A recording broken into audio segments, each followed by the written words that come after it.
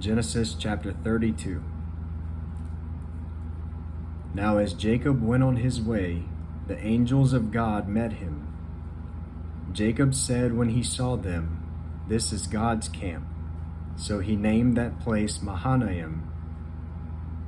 Then Jacob sent messengers before him to his brother Esau in the land of Seir, the country of Edom.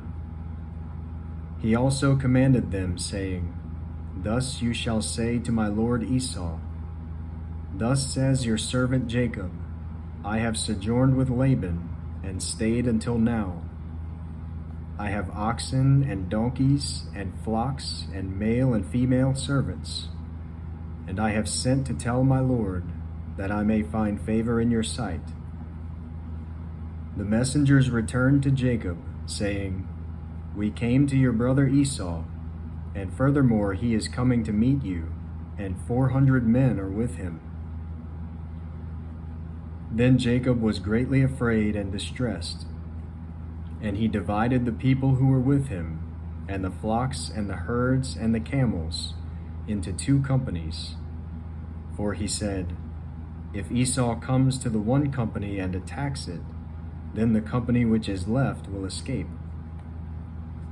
Jacob said, "O God of my father Abraham and God of my father Isaac, O Lord, who said to me, 'Return to your country and to your relatives, and I will prosper you,' I am unworthy of all the loving kindness and of all the faithfulness which you have shown to your servant.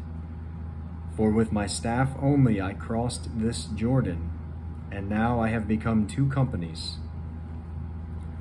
Deliver me, I pray, from the hand of my brother, from the hand of Esau. For I fear him, that he will come and attack me and the mothers with the children. For you said, I will surely prosper you and make your descendants as the sand of the sea, which is too great to be numbered." So he spent the night there. Then he selected from what he had with him a present for his brother Esau, 200 female goats and 20 male goats, 200 ewes and 20 rams, 30 milking camels and their colts, 40 cows and 10 bulls, 20 female donkeys and 10 male donkeys. He delivered them into the hand of his servants, every drove by itself, and said to his servants, "Pass on before me, and put a space between droves." He commanded the one in front, saying, "When my brother Esau meets you and asks you, saying, 'To whom do you belong, and where are you going, and to whom do these animals in front of you belong?' then you shall say, 'These belong to your servant Jacob. It is a present sent to my lord Esau. And behold, he also is behind us.'" Then he commanded also the second and the third, and all those who followed the droves, saying, "After this manner you shall speak to Esau when you find him. And you shall say, 'Behold, your servant Jacob also is behind us. For he said, I will appease him with the present that goes before me.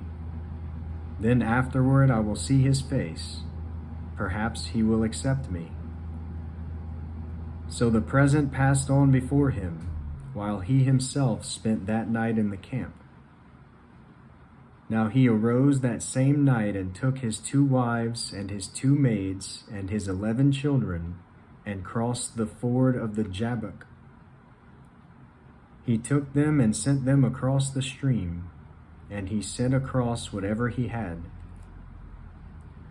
Then Jacob was left alone, and a man wrestled with him until daybreak. When he saw that he had not prevailed against him, he touched the socket of his thigh. So the socket of Jacob's thigh was dislocated while he wrestled with him. Then he said, "Let me go, for the dawn is breaking." But he said, "I will not let you go unless you bless me." So he said to him, "What is your name?"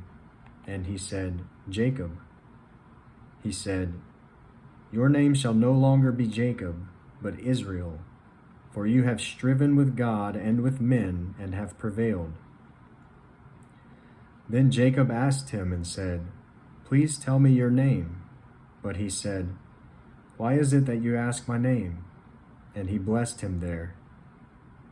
So Jacob named the place Peniel, for he said, "I have seen God face to face, yet my life has been preserved." Now the sun rose upon him just as he crossed over Penuel, and he was limping on his thigh. Therefore, to this day the sons of Israel do not eat the sinew of the hip which is on the socket of the thigh, because he touched the socket of Jacob's thigh in the sinew of the hip.